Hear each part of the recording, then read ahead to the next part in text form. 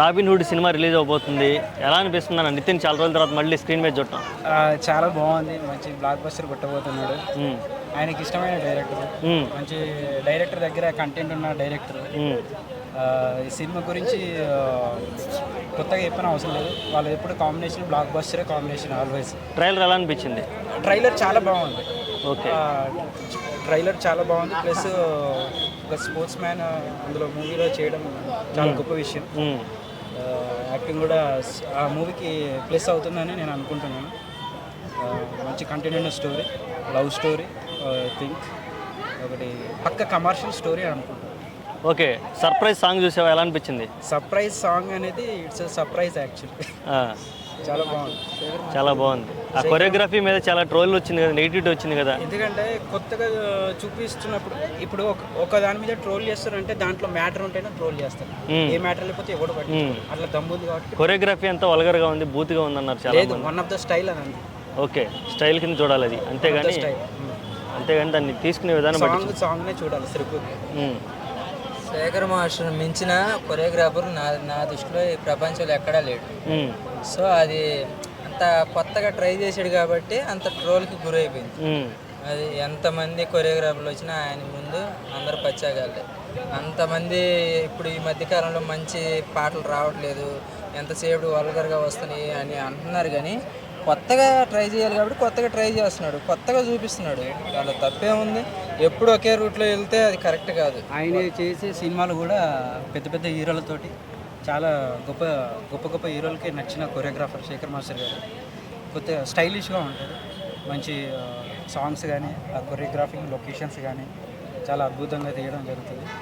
So next ఇంకా ఫ్యూచర్లో కూడా మంచి సాంగ్స్ చేస్తుంటాడు. శ్రీలీలతో కాంబినేషన్ అంటే నితిన్కి ఇట్టు కొట్టుతాడు ఈసారి, రెండోసారి కూడా ఖచ్చితంగా ఇటు కొడతారని అనిపిస్తుంది. ఎందుకంటే స్టోరీ చాలా బాగుంది. అమ్మాయి డ్యాన్స్ బాగా చేస్తుంది, మంచి గ్లామరస్ హీరోయిన్, తెలుగు కూడా బాగా మాట్లాడుతుంది.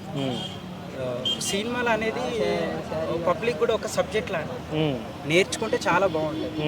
ప్రతి ఒక్క సినిమా ఒక్కొక్క ఎక్స్పీరియన్స్, ప్రతి ఒక్క సినిమా ఒక సబ్జెక్ట్ అనమాట. సబ్జెక్ట్ అనేది ఏంటంటే జీవితంలో కానీ, రియల్ లైఫ్లో కానీ అక్కడ జరిగిన ఇక్కడ చూపిస్తుంది. That is cinema. ఓకే, కానీ కొన్ని సినిమాలను ఇన్స్పిరేషన్గా తీసుకోవాలి. త్రివిక్రమ్ గారు ఒక డైలాగ్ చెప్తారు, బార్కి వెళ్ళి బీర్ తాగే బదులు సినిమాకి 100 రూపాయలు టికెట్ పెట్టి ఒక సినిమా చూస్తే జీవితం గురించి తెలుస్తుంది. ఓకే ఓకే ఓకే అన్న. సినిమాలో డేవిడ్ వార్నర్ గారు కూడా ఉన్నారు కదా, ఎలా అనిపించింది వార్నర్ గారిని చూసినప్పుడు? బాగుంది అనిపిస్తుంది. కానీ మొన్న రాజేంద్ర ప్రసాద్ గారు స్టేజ్ మీద మాట్లాడటం కరెక్ట్ కాదు. అది తాగొచ్చి మాట్లాడేమో అనిపిస్తుంది. అలా మాట్లాడడం తప్పు కాదు. అతను క్రికెటర్ కాబట్టి ఏదో సినిమాలు పెట్టారు, దానికి ఇలా ఏదో ఎగతాలు చేసి పడేసారు. అది ఫ్యాన్స్కి నచ్చలేదు. అలా అనుకుని ఉంటే బాగుండేది అనిపిస్తుంది. ఓకే, ఆయన కూడా సరదాగా చేశాడేమో, అలాగా దాన్ని సీరియస్ ఎందుకు తీసుకోవాలి? సరదాగా అనుకున్నాడు కానీ జనాలు అలా అనుకోవట్లేదు, నెగిటివ్గా అనుకుంటున్నారు. ఓకే, ఆయన సరదాగా చేసినా కానీ జనాల పాయింట్ ఆఫ్ వ్యూ నెగిటివ్గా ఉంది. నెగిటివ్ అనుకుంటున్నారు. సరే, ఓవరాల్గా ఇప్పుడు నితిన్ హిట్ కొడతాడా? వీళ్ళిద్దరు కాంబినేషన్ వెంకీ కుటుంబంలో నితిన్ 3సారి హ్యాట్రిక్ కొడతారా? ఏమో బ్రో, ఎప్పుడు ఫారెన్ ట్రిప్ వేయటం, అలా ఇక్కడ సాంగ్స్ అక్కడ సాంగ్ అలా కాకుండా ఏదైనా కొత్తగా ఆ మూవీ టైప్లో ట్రై చేసి ఉంటే బాగుండేది. ఈ సినిమా కూడా రెగ్యులర్ కమర్షియల్గా ఎవరు చూడ ఇలా ఉంటే ఎవరు చూడరు. సినిమాలు కొత్తగా ఉండాలి.